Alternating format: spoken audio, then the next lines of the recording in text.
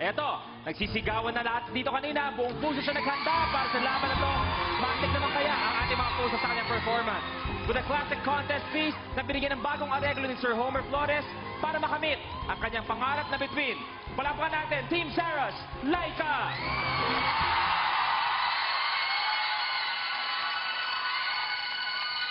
Sa ang sulok ng langit, kung matatagpuan, kapalaran di natitikman, sa pangarap lang na masdan, isang lingon sa langit, at isang itim wanat, may talang kikisla, gabay patungo sa tamang landas. Unti-unting mararating, kalamitan magtipid.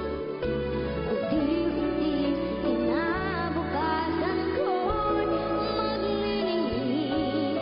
Hawak ngayon, tibay ng damdamin.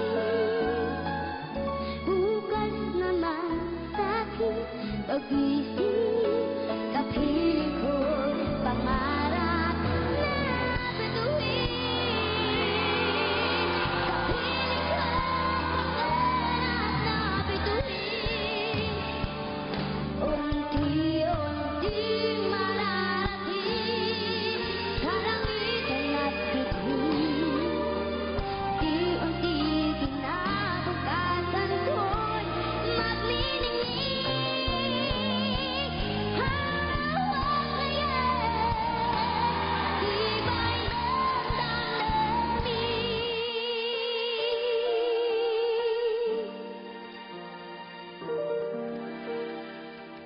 Bukas naman sa'kin pag-isip, kapiling ko'y pangarap na bituin. Thank you po.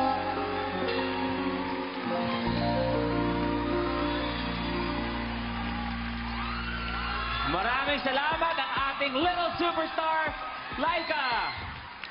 Laika, alam mo, bago natin tanungin ang opinion ng mga coach mo, gusto ko lang sabihin sa iyo, marami kang napapasaya, lalong-lalo ng ibang mga bata galing sa child house, na pumunta pa talaga dito para sa iyo dahil ikaw nagbibigay inspirasyon sa mga laban din nila sa buhay. Dahil sa galing mo yon, Laika.